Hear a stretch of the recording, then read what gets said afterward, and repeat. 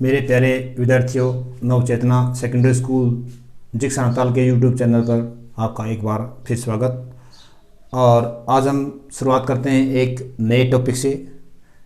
चलिए आओ आज हम एक नए ग्रामर के टॉपिक के जानकारी प्राप्त करें।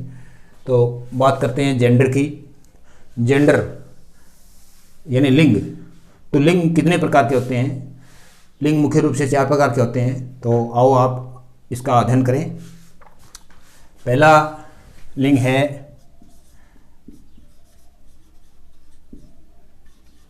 मैस्कुलिन जेंडर,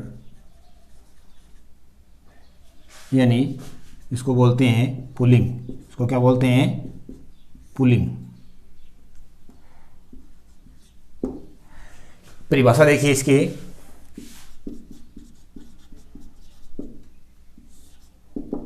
जिस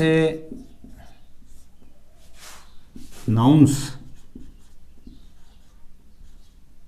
यानी संज्ञाओं से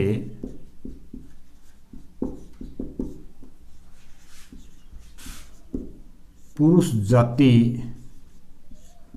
का बोध होता है उसे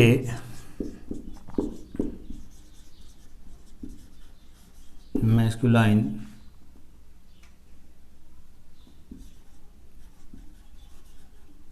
जेंडर यानी पुल्लिंग कहा जाता है। तो प्यारे बच्चों, आपको क्या करना है? पहले हमें परिभाषा देखनी है। जेंडर तो मुख्य रूप से 4 प्रकार के होते हैं। पहला जेंडर है मैस्कुलाइन जेंडर। मैस्कुलाइन जेंडर जो पुल्लिंग, इसकी परिभाषा ये जिस नाउन्स में पुरुष जाति का बोध हो, जिसमें किसका बोध हो? पुरुष जाति का बोध हो, और उसे हमें क्या कहते हैं? मैस्कुलाइन जेंडर कहते हैं। जैसे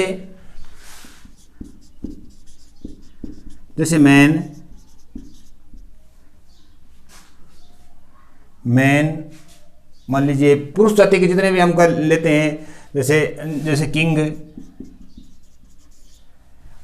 और भी बहुत सारे उदाहरण अपने पास हैं। बॉय है, गर्ल है, डॉग है, इस प्रकार से क्या है, बहुत सारे ऐसे हैं। मैन, किंग, बॉय,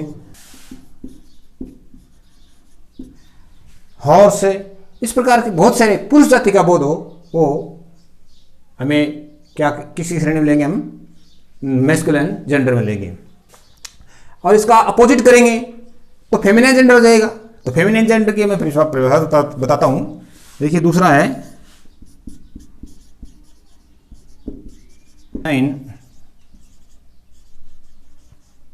जेंडर, जिस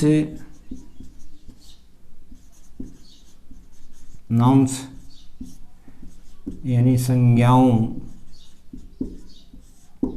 में स्त्री जाति का बोध हो, उसे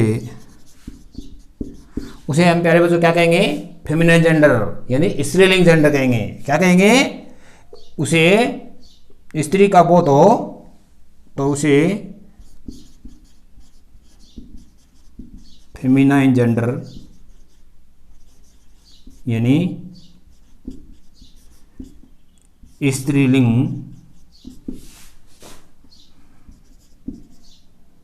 कहते हैं। क्या करते हैं? फेमिनिन जेंडर जिस नाउन्स, जिस संज्ञाओं में स्त्री जाति का बोध हो, उसे हम फेमिनिन जेंडर कहते हैं। उदाहरण हम इसका उल्टा कर देते हैं। इसका क्या करते हैं? उल्टा कर देते हैं। जैसे मैन का वोमेन हो गया, तो इसका उल्टा ही है, नेम यही है। और जैसे किंग है तो क्वीन हो गया, बॉय है तो गर्ल हो गया, फादर का मदर हो गया। तो इसी प्रकार से क्या हो गया? ऐसे नाउन्स हैं, ऐसी संज्ञाएं हैं जिसमें किसका बोध हो? स्त्रीलिंग का बोध हो, तो इसे हमें क्या करना होगा? फेमिनाइन जेंडर में बदलना होगा।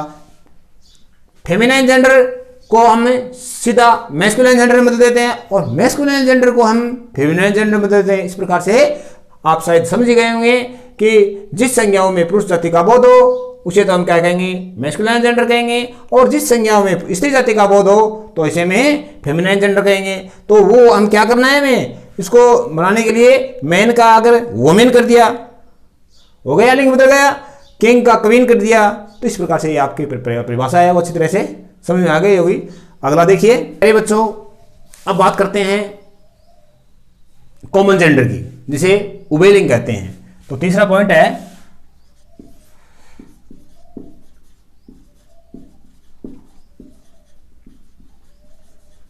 कॉमन जेंडर, इसे उभयलिंग कहते हैं। इसे क्या कहते हैं, उभयलिंग। तो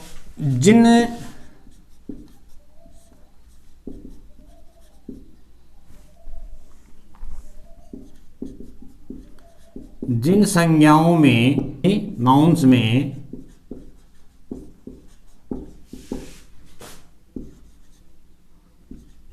पुरुष व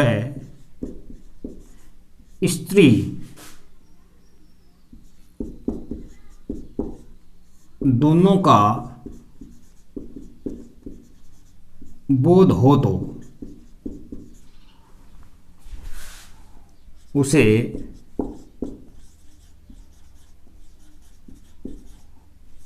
कॉमन जेंडर यानी उभयलिंग कहा है। क्या करेंगे विद्यार्थियों, कॉमन जेंडर वो होता है उभयलिंग, जो कॉमन होता है उभयलिंग। जिन संज्ञाओं में पुरुष व स्त्री दोनों का बोध हो उसे हम क्या कहेंगे, कॉमन जेंडर कहेंगे। क्या कहेंगे, कॉमन जेंडर।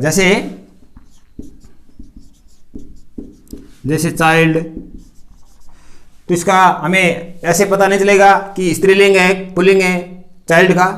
जैसे टीचर, अब देखिए टीचर का अर्थ होता है अध्यापक अध्यापिका, तो हमें मालूम ये नहीं पड़ेगा कि अध्यापक है अध्यापिका है, यानी कॉमन जेंडर है। और जैसे स्टूडेंट है, स्टूडेंट छात्र या छात्रा, दोनों हमें क्या कहेंगे। जैसे सर्वेंट है, सर्वेंट है तो इसे हम क्या कहेंगे, जैसे फ्रेंड है, दोस्त है। तो इसका मतलब क्या है, ये कॉमन है, ये कॉमन है लिंग है। इसमें पुरुष और स्त्री दोनों का बोध होता है। समझ में आ गई होगी बात। अगला देखिए चौथा है नेचर जेंडर,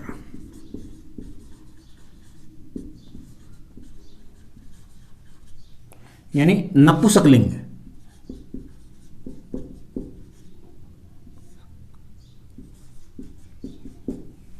इसे क्या कहेंगे, नपुंसक लिंग। जिन वस्तुओं में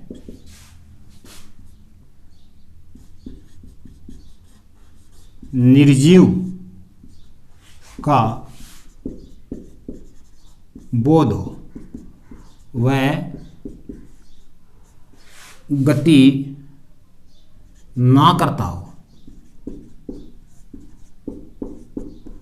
उसे नेचर जेंडर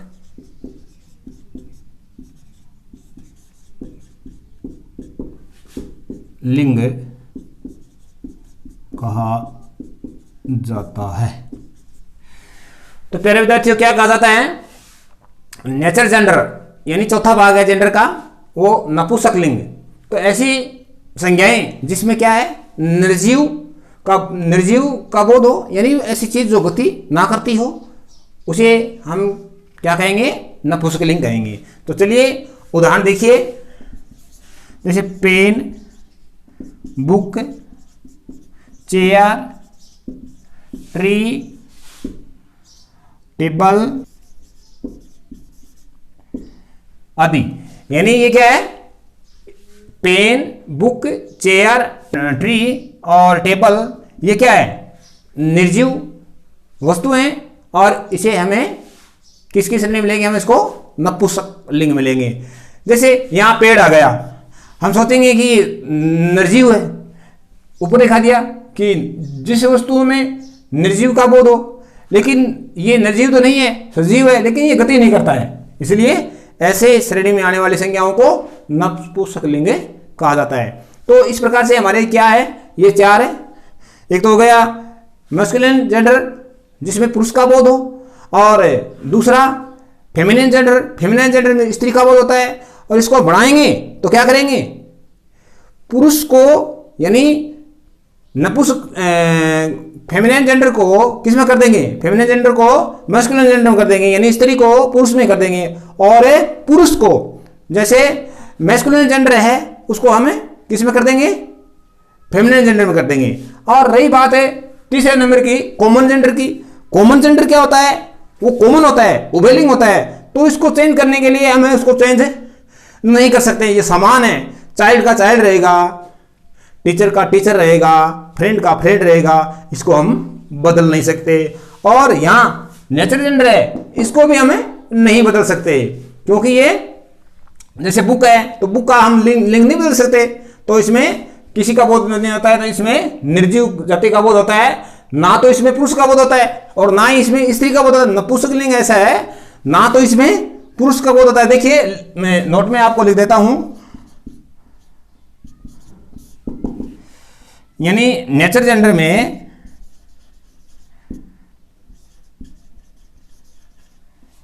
नेचर जेंडर नपुंसक लिंग में